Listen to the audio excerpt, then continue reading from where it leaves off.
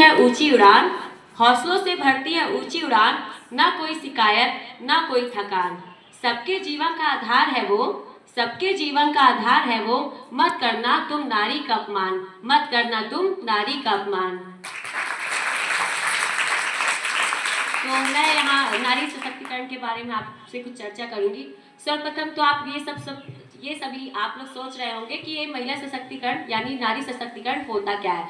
तो मैं आपको बताती हूँ कि महिला सशक्तिकरण का अर्थ क्या होता है। तो महिला जो है बिना किसी भेदभाव के जीवन के प्रत्येक क्षेत्र में स्वतंत्रता पूर्वक कार्य करने का अधिकार प्रत्येक क्षेत्र में जो पाती हैं उसे महिला सशक्तिकरण कहते हैं।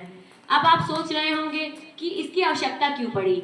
विद्रोह आप जानते हैं, विद्रोह जो है वो अभी भी हमारे समाज में लोगों के अंदर तथ्यवश शामिल है, जो ये सोचते हैं कि एक बेटी बेटों से समान नहीं होती यानी उनसे कम होती हैं। तो मेरा उन सभी लोगों से ये प्रश्न है कि यदि वे ये सोचते हैं तो फिर वह अपनी पत्नी के इलाज के लिए एक महिला डॉक्टर ही क्यों खोजते हैं। क्या है उनके पास इस बात का जवाब? कहने को तो नारी शक्ति की लंबी जुबान की हर कोई शिकायत करता है, फिर क्यों कोई एक गूंगी लड़की से शादी नहीं करता। आप लोग सभी फेसबुक के बारे में जानते होंगे।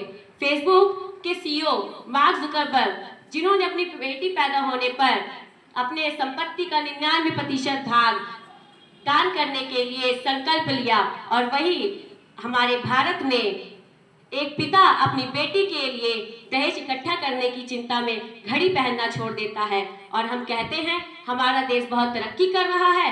वाह रे वाह, क्या अजीब रिवाज है हमारे देश का।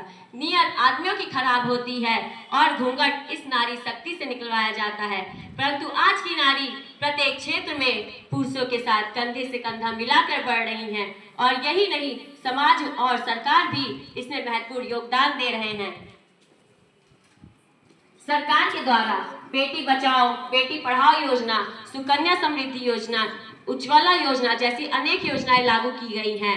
और मैं नारी के सम्मान के लिए और कुछ पंक्ति कहना चाहूंगी, कुछ लाइनें। वो नारी ही हैं जिसकी वजह से सारा संसार गतिमान है, नारी है तो माँ का आंचल है, नारी है तो पुरुष के सुख दुख में निस्वार्थ भाव के साथ निभाने वाला साथी है, नारी है तो भाई के कलाई पर सजी हुई राखी है, रानी लक्ष्मीबाई बनकर अपने हक के लिए लड़ती है नारी, मदर टेरेसा बनकर दीन दुखियों का दर्द बांटती है नारी। नारी वास्तव में भगवान की यानी ईश्वर की बनाई गई सबसे अद्भुत रचना है, अतः हम सबको मिलकर